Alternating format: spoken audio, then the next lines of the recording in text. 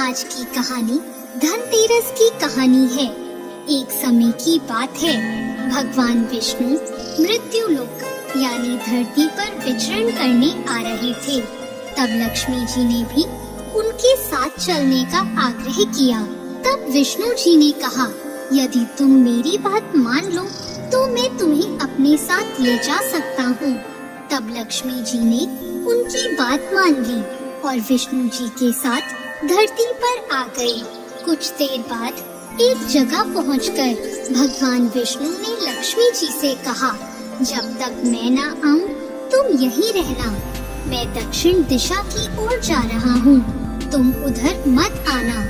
विष्णु जी के जाने पर लक्ष्मी जी ने सोचा कि आखिर दक्षिण दिशा में ऐसा क्या है जो मुझे वहाँ जाने से मना किया गया है, और स्वयं भगवान वहाँ चले गए।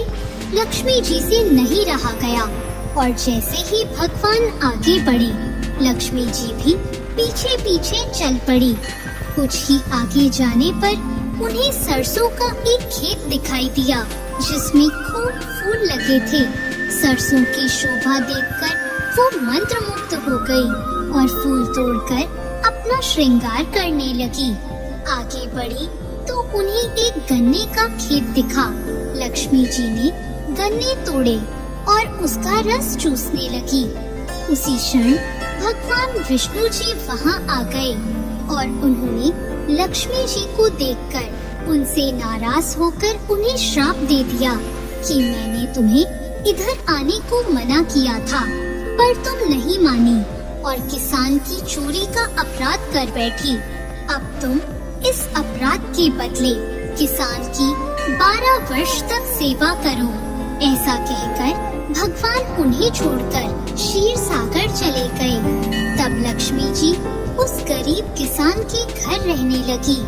एक दिन लक्ष्मी जी ने उस किसान की पत्नी से कहा कि तुम स्नान करके पहले मेरी बनाई गई इस देवी लक्ष्मी की मूर्ति का पूजन करो और फिर रसोई बनाना।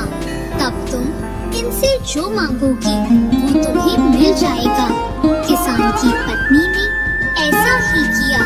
पूजा के प्रभाव और लक्ष्मी जी की कृपा से किसान का घर दूसरे ही दिन से अन्न, धन, रत्न, स्वर्ण आदि से भर गया। लक्ष्मी जी ने किसान को धन धान्य से पूर्ण कर दिया। किसान के 12 वर्ष बड़े आनंद से कट गए। फिर 12 वर्ष के बाद लक्ष्मी जी जाने को तैयार हुई। विष्णु जी लक्ष्मी जी को लेने आए तो किसान ने उन्हें भेजने से इनकार कर दिया। तब भगवान ने किसान से कहा कि इन्हें कौन जाने देता है, यह तो चंचला है, कहीं भी नहीं ठहरती। इनको बड़े बड़े नहीं रोक सके। इनको मेरा शाप था, इसलिए 12 वर्ष से तुम्हारी सेवा कर रही थी। तुम्हारी 12 वर्ष सेवा का समय पूरा हो चुका है। किसान हठपूर्वक बोला कि नहीं, अब मैं लक्ष्मी जी को जाने नहीं दूंगा। तब लक्ष्मी जी ने कहा, हे किसान, तुम मुझे रोकना चाहते हो तो जैसा मैं कहूँ वैसा करो। कल तेरस है, तुम घर को लीप पोत कर स्वच्छ कर देना। रात्रि में घी का दीपक जला कर रखना और शाम के समय मेरा पूजन करना और एक तांबे के कलश में रुपए भरकर मेरे लिए रखना।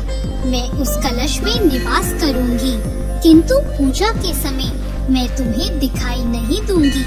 इस एक दिन की पूजा से पूरे वर्ष तुम्हारे घर से मैं नहीं जाऊंगी।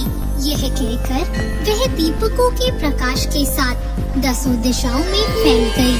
अगले दिन किसान ने लक्ष्मी जी के कहे अनुसार पूजन किया।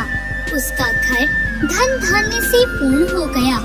इसी वजह से हर तेरस के दिन लक्ष्मी जी की पूजा होती है और लोग दिवाली के समय धनतेरस का त्योहार मनाते हैं। दोस्तों, आप सभी को धनतेरस की बहुत शुभकामनाएं।